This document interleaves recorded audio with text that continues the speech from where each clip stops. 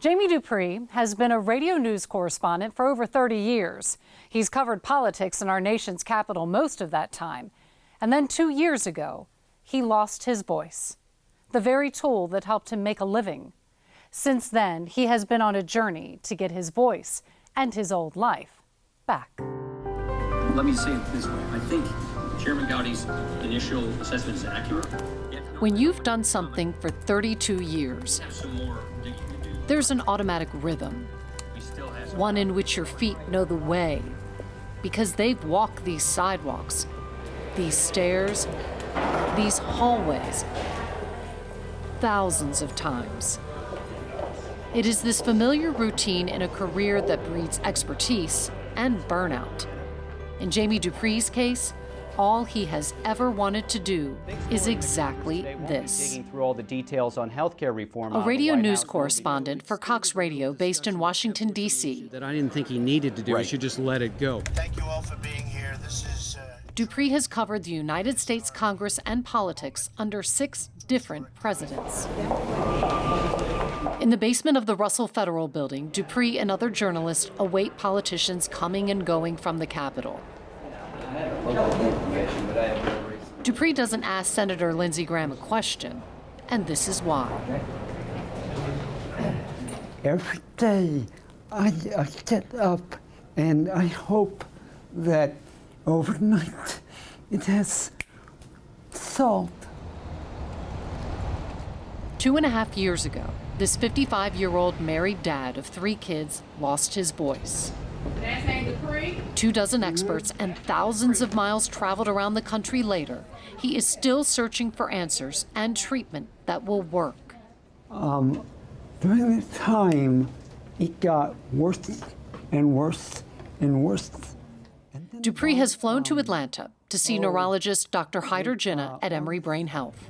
All right, good. Open and close your hands for me. Just walk naturally. I'm just going to put my finger on your chin. I'm going to touch my finger with this. Touch your nose. Go back and forth. Stop right there.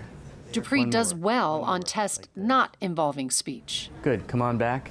I want you to say a few things for me. We mow our lawn every year. No. We mow our lawn every year.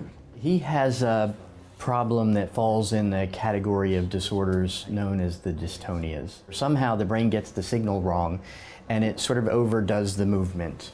So the muscles contract too strong, they occasionally go into spasm. He had Mr. Dupree, when he speaks, his tongue is doing way more than it should. It's contracting, it's going up, it's going out, it's going down, and it shouldn't be doing all that stuff. Dystonia is the 3rd most common movement disorder behind tremor and Parkinson's disease. But Jamie's dystonia is rare and difficult to treat. Scientists know that dystonia begins in the regions of the brain involved in movement control. This motor circuit includes the motor cortex, cerebellum, and basal ganglia. Exactly where dystonia begins is not known. It can be genetic and sometimes triggered by an event. In Jamie's case, he got sick on a family vacation to England and says it morphed into a heart event and a trip to the ER when he got back home. After that, his voice faded away. We believe that it's something you were born with, a tendency to be at risk for this. But you weren't going to develop the problem until you got exposed to something else, which could have been that virus. And then those 2 things together are what triggered the evolution of the problem. So it's not the virus by itself. People like Dupree, who use their voice a lot, develop this type of dystonia more often. Again, it's a bit of a mystery, but it's something about repetitive use that can predispose things to go awry. An expert patient at this point, Dupree asked Dr. Jinnah for the bottom line. Yeah, so the bottom line is that I would call this a segmental dystonia that involves your voice box, your pharynx, and probably your tongue and lips as well. And that this problem is challenging to treat with any of the available options. These options would include medicines, and there are a few others we could try. Botulinum toxin injections into the tongue, and deep brain stimulation surgery. So those are the 3 options that we would have that we might want to try. Dupree opts to have botulinum toxin injections. The most common botulinum toxin is Botox. The injections will be in his tongue to try to relax and help with the thrusting. It may help you.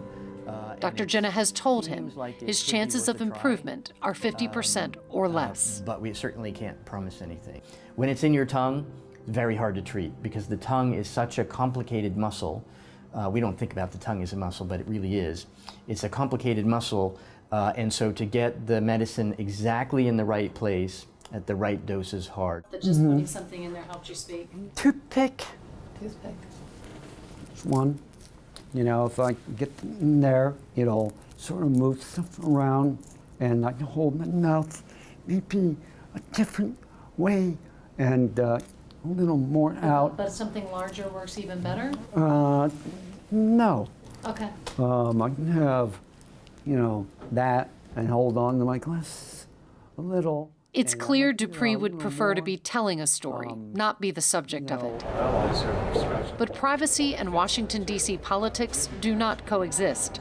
Dupree says he was deeply moved when lawmakers spoke of his struggle on the floor of the House. Mr. Speaker, Jamie Dupree is a perfect example of the positive role that devoted and professional journalists play in our free society, and I wish him and his family all the best during this most difficult time. Thank you, Jamie. Godspeed.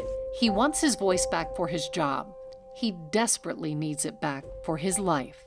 And then my daughter Elizabeth, Henry, Ted, how hard say their name the right way.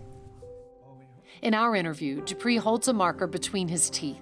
It helps to control his tongue so he can speak, to describe life as a husband and father who must fight for each word. Anyone who has children, you want to talk to them and give them advice and help. It's hard to do when you go, yes, no, oh, wow, well. He has learned to trick his misfiring brain. Yeah, you know, if I try to talk like a muppet, I can get a little more out. But it never works for long. There is one tiny area of his life that has improved. My golf game has improved by 2 shots a year. Why? Well, I don't talk to anyone that I'm playing with, so I'm more focused. WSB Washington correspondent Jamie Dupree. One thrilling development is Jamie 2.0. A Scottish company sifted through years of his archived audio and built a voice. He writes his stories, and his new voice delivers them. He is back on the airwaves. Maryland, as the justices left open the underlying issue of the partisan drawing of legislative district lines. Be sure and check out Jamie's blog at WSBRadio.com, where you can also read more about Jamie's new voice. WSB News Time coming up on 11:01. We have 82 degrees on Peachtree Street. Hot and muggy. Feel good? Damn, that's good. That's good.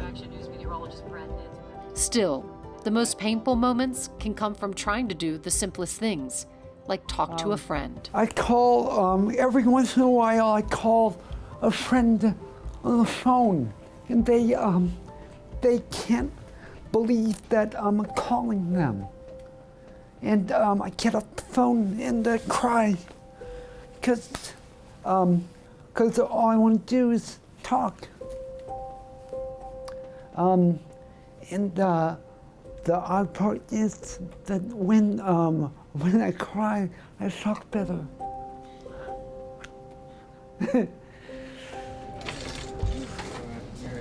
Jamie returns to Atlanta 6 weeks later for the first set of injections. The muscles that push your tongue out are actually deep in your mouth, under your tongue, so we usually actually just go right up in here, and we can get to the tongue that way. All right. Does that make sense? Yeah. Give it a try. I am going to attach a little device here that helps us measure and listen to muscles as we're going through. You're okay. You can just leave your hands right where they are. Just a few minutes later, it's done. And that's it. Cool. How you doing? Oh, fine. Now, wait. And I hope. 8 weeks later in Washington, D.C., No different. No. There was no miracle, but I never thought there would be one. the first injections were conservative to make sure he could tolerate the botulinum toxin.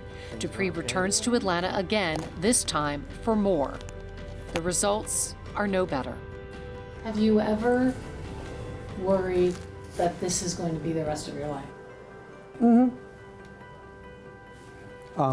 Look, what am I supposed to do? Curl up in the corner? Give up? I got 3 kids. Got a wife. It's not my, I am not gonna give up. Not giving up means still coaching his son's baseball team and being a dad and husband and working. In the Senate Radio TV gallery, Dupree runs into longtime colleague Ann Ball. I've had to be resilient, and sometimes I think about you and gain strength from you. Good. You know? There is no time for self-pity or despair.